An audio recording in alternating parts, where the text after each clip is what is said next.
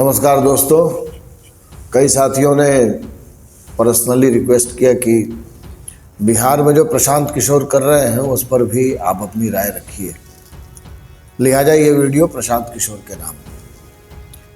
प्रशांत किशोर से मेरी कोई मुलाकात नहीं है, मैं उनको मीडिया के थ्रू ही जानता हूँ। उनके बारे में जो कुछ भी लिखा गया है उसको मैंने पढ़ा है और उनके इंटरव्यूज़ मैंने कोई छोड़े नहीं।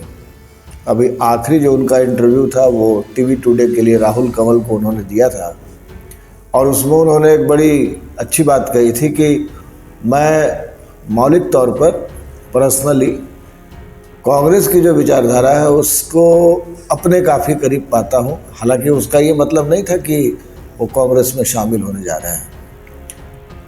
प्रशांत किशोर ने बहुत कुछ दांव पर लगा रखा है। कई सरकारें इस देश में ऐसी हैं राज्य की, या फिर फर्स्ट टर्म आप अगर मोदी कैबिनेट की बात करें तो उसमें भी प्रशांत किशोर की बहुत बड़ी भूमिका रही थी। वो चुनाव लड़वाने का काम करते थे और उनकी एजेंसी कह लीजिए या एक संस्था कह लीजिए आईपैक, कई लोग उसमें हैं। आईपैक लोगों को स्ट्रेटजी बना करके देती थी कि आपको ऐसे चुनाव लड़ना चाहिए, इन मुद्दों को उठाना चाहिए, और उसका बड़ा सकारात्मक असर हुआ। वेस्ट बंगाल में भी उन्होंने काम किया और एक दावे को लेकर के वो चर्चा में आए कि साहब बीजेपी अगर 100 सीट आ जाएगी, लेकर के आ जाएगी, तो मैं ये जो काम है इस काम को करना बंद कर दूंगा। और बीजेपी 100 सीट से नीचे ही रह गई, 70 या 75 सीटों पर, 74 सीटों पर ला करके रुक गई। उसी में मोदी जी का आया था दीदी ओ दीदी, मतलब बड़ा अजीब किस्म का था वो। मुझे वो कल भी पसंद नहीं था और जब तक जीवित रहूँगा तब तक वो स्टाइल किसी देश के प्रधानमंत्री का ऐसा नहीं होना चाहिए। ऐसा मेरा कल भी मानना था और आज भी मानना है। बंगाल को सहृदय और मानुष पढ़े लिखे लोगों का स्टेट माना जाता था, आज भी माना जाता है। बेशक वहाँ पर लेफ्ट कांग्रेस, तृणमूल कांग्रेस, लेफ्ट संघर्ष होते रहे हैं, लेकिन बंगाल फिर भी बंगाल है। पश्चिम बंगाल है। वो भले लोगों का स्टेट है। वो बंगाली लोग मूलतः भले ही होते हैं। प्रशांत किशोर ने लगभग 1.5 साल हो चले वो पद यात्रा कर रहे हैं। उनकी यात्रा हाइब्रिड नहीं होती है, वो पद यात्रा ही करते हैं और उन्हें कोई जल्दीबाजी नहीं है। उन्होंने अपने कई वक्तव्य में इस बात को रेखांकित किया है कि भैया हमें कोई हड़बड़ी नहीं है, पैसे की दिक्कत भी नहीं है, इसलिए कि वो क्राउड फंडिंग कर रहे हैं। बहुत सारी सरकारें ऐसी हैं जो आज चल रही हैं, प्रत्यक्ष या परोक्ष रूप से वो भी सपोर्ट कर रही है। ऐसा प्रशांत किशोर ने भी कई जगह पे अंडरलाइन किया है। अब सवाल ये उठता है कि साहब प्रशांत किशोर कर क्या रहे हैं? तो जितना मैंने 1.5 साल पहले से लेकर के आज तक उनकी सभाओं को देखा है, सुना है, समझने की कोशिश की है थ्रू मीडिया, जो उनका जन स्वराज चैनल है उसकी बात कर रहा हूँ, तो वो लोगों से संवाद करते हैं, लोगों को बताते हैं कि आप जो एक वोट देते हैं उस वोट को देने के पहले आपको जो सोचना चाहिए वो आप नहीं सोचते हैं, और तात्कालिक जो लाभ मिलता है उस लाभ के बनिस्बत आप उस वोट को जा कर के ठोक देते हैं, दे देते हैं, बाद में पश्चाताप करते हैं। कह रहे भैया सड़क ना बनल, अरे भैया नाली ना बनल, हाई हो गई, हाउ हो गई। तो प्रशांत किशोर कहते हैं कि बिहार अगर लगातार बदहाली में जी रहा है तो इसके लिए नेता कम वोटर ज़्यादा जिम्मेदार हैं। मैं सहमत हूँ इस बात से। प्रशांत किशोर ने एक बार कहा कि भाई 40 में 39 सीट एनडीए को गई लोकसभा की, कैसे गई? और आपने जब वोट दिया तब आपके सामने कौन कौन सी बातें थी, कौन कौन सा मुद्दा था? क्या उसमें पढ़ाई का मुद्दा था? क्या उसमें बेरोजगारी का मुद्दा था? क्या बिहार कैसे आगे बढ़ेगा ये किसी के मानस में चल रहा था? ऑलमोस्ट उसका जवाब आया नहीं। लोगों ने वोट इसलिए दे दिया क्योंकि उनके घर पे 5 साड़ी, 4-5 बोतल दारू, मीट मटन कबाब जो कुछ भी था कैंडिडेट के लोगों ने ला करके पहुंचा दिया। लोग बम बम। फिर जितने वोटर हैं उसके हिसाब से 500, 600, 1000 रुपया वोटिंग के 2-3 दिन पहले। इसी स्ट्रेटजी में बिहार में ही नहीं लगभग सब जगह पर चुनाव होते हैं। बिहार ज़्यादा प्रभावित इसलिए हो जाता है क्योंकि यहाँ पर कैपिटा इनकम बहुत कम है, बेरोजगारी बहुत ज़्यादा है, पलायन एक बहुत बड़ी समस्या है, शिक्षा के नाम पे मजाक हो रहा है, हेल्थ सर्विसेज ऑलमोस्ट डिस्ट्रॉयड है, ख़त्म है।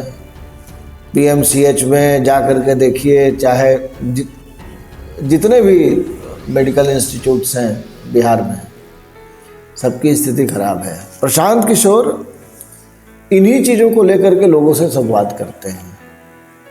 दरअसल आप अगर एक लाइन में पूछेंगे कि वो कर क्या रहे हैं तो मैं उनको बताऊंगा और आप सबको बताना चाहूँगा कि प्रशांत किशोर पॉलिटिकली लोगों को एजुकेट कर रहे हैं। ये काम पहले कभी हुआ नहीं, ये काम पहले कभी नहीं हुआ और ये काम आज हो रहा है। अब इसमें इन चीज़ों का जो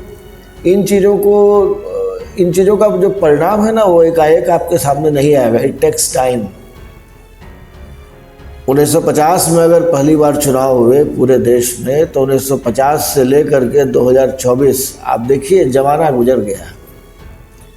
किसी ने वोटर्स को ताकतवर बनाने की योजना पर काम ही नहीं किया क्योंकि उनको डर था कि अगर ये मजबूत हो जाएंगे तो हम कमज़ोर हो जाएंगे। प्रशांत किशोर ने रोटी पलटने की कोशिश की है। वो चाह रहे हैं कि जो नेता उनके वोट से मंत्री संतरी सब बन जाते हैं तो हम उस वोट देने वाले को ही क्यों ना एजुकेट करें, क्यों ना उसको हम पावरफुल करें, ताकि जब अगली बार वो चुनाव में मतदान करने जाए तो EVM पर उंगली दबाने के पहले उसके मन में अपने मुद्दे याद आए कि हमारे यहाँ शौचालय नहीं बना, इसके लिए कौन जिम्मेदार? हमारे यहाँ 2 वक्त का भोजन ये मैसर नहीं है, इसके लिए कौन जिम्मेदार? बाल बच्चों को सही तरीके से पढ़ाई नहीं मिल पा रही है, इसके लिए कौन जिम्मेदार? इन मुद्दों को लेकर के जब वोटर मंथन करेगा और उसके बाद वो जिस कैंडिडेट का सिलेक्शन करेगा, बदलाव का असली परिचायक वही होगा।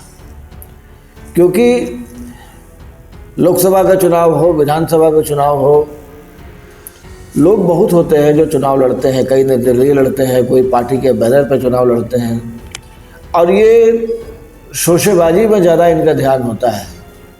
इस शोशेबाजी को तोड़ने का जन सुराज के माध्यम से वो एक अभियान चला रहे हैं और अब तक मैंने देखा है कि लाखों लोग जुड़े हैं, लोग संवाद कर रहे हैं। इसमें पढ़े लिखे लोग भी हैं, खेतिहर लोग भी हैं, शुद्ध रूप से बेरोजगार लोग भी हैं, कई लोग ऐसे हैं जो अपने मन की बात कह नहीं पाते हैं, वो संकेतों में बात करते हैं, डरते हैं, हिचकते हैं, निम्न जाति के भी लोग हैं। प्रशांत किशोर उनको एजुकेट कर रहे हैं, उनको एम्पावर करने की कोशिश कर रहे हैं और धीरे धीरे इसमें उनको सफलता भी मिल रही है। एक कैंडिडेट का उन्होंने समर्थन किया था, वो कैंडिडेट चुनाव जीत गया। इस तरह से कई कैंडिडेट हैं। अभी हाल ही में अपने बोल्ड अंदाज के लिए और बेबाक बोल के लिए जाने जाने वाली प्राइड ऑफ बिहार जिनको कहा जाता है, अक्षरा सिंह ने भी जन स्वराज अभियान को ज्वाइन किया है। पार्टी बनाने की बात भी चल रही है। पार्टी को लेकर के भी पीके का, प्रशांत किशोर का नज़रिया बिल्कुल साफ है। उनका ये कहना है कि जब हमारी यात्रा पूरी हो जाएगी, अभी तो वो लोगों से मैंडेट ले ही रहे हैं, लोगों से बात कर रहे हैं, तो जब यात्रा पूरी हो जाएगी तब सारे लोग, जो प्रमुख लोग रहेंगे, खास करके जो संस्थापक सदस्य रहेंगे, वो लोग आपस में मिलजुल करके इस बात को तय करेंगे कि पार्टी बनाई जाए या नहीं बनाई जाए। जैसा होगा उसके अकॉर्डिंग ही होगा। ये एक अधिनायकवाद को लेकर के या फिर प्रशांत किशोर ने इस यात्रा की शुरुआत की है तो प्रशांत किशोर ही उसके सिरमौर होंगे, ऐसा नहीं है। इसको प्रशांत किशोर ने क्लियर भी कर दिया है। तो एक देखा जाए तो डेमोक्रेसी के लिहाज से ज़बरदस्त रिफॉर्म हम लोग अपनी आंखों से देख रहे हैं और बड़े सौभाग्यशाली हैं। इस देश में तमाम ऐसी पार्टियां हैं जिसका सदर, जिसका अध्यक्ष, जिसका चीफ जो बोलता है वही होता है, भले कार्यकर्ता का मन हो या ना हो। लेकिन प्रशांत किशोर इसमें अपवाद हैं। प्रशांत किशोर कह रहे हैं कि हम डेमोक्रेटिक हैं तो पूरी तरह हैं और नहीं है तो फिर नहीं है, लेकिन हम हैं। तो जब जनता तय कर लेगी कि पार्टी बनाना है तो पार्टी बन जाएगी। फिर जनता ही तय करेगी कि इसका अध्यक्ष कौन बनेगा, उपाध्यक्ष कौन बनेगा, या फिर कोई नई तरह की अगर व्यवस्था की बात आती है तो उस नई तरह की व्यवस्था की बात की जाएगी। तो प्रशांत किशोर, अभी जब हम लोग ये वीडियो रिकॉर्ड कर रहे हैं तो वो बखरी में है। बखरी जो है ये आपका भागलपुर के आसपास का इलाका कहलाता है। वहीं पर उनकी पदयात्रा चल रही है और वो लगातार चल रहे हैं, रुके नहीं हैं। क्या इसका रिजल्ट होगा, ये यात्रा कब तक चलेगी? एटलीस्ट 1 साल मान कर चलिए कि दिसंबर 2024 या जनवरी फरवरी 2025 तब तक वो यात्रा चलेगी ही चलेगी, इसमें कहीं कोई दिक्कत नहीं है। और मकसद ये है कि जो वोटर्स हैं, जो आम आदमी है, उसको एम्पावर किया जाए। मतलब उनका लक्ष्य तो बहुत बड़ा है। अब उस बड़े लक्ष्य को वो किस हद तक प्राप्त करते हैं, क्या करते हैं, नहीं करते हैं, आने वाला टाइम क्या होगा, ये देखने वाली बात होगी। तो इस वीडियो में इतना ही। प्रशांत किशोर एक अच्छा काम कर रहे हैं, ये हमने आपको बताया। आप चाहे तो प्रशांत किशोर को सपोर्ट कर सकते हैं। उनका अपना वीडियो चैनल भी है, आप वहाँ जा कर के सब्सक्राइब कर सकते हैं, देख सकते हैं, उनसे जुड़ भी सकते हैं। मेरा ये वीडियो आपको अगर पसंद आया होगा तो लाइक कर दीजिएगा, सब्सक्राइब करना ही है आपको, और आपकी मर्ज़ी होगी तो शेयर कर दीजिएगा। Thank you.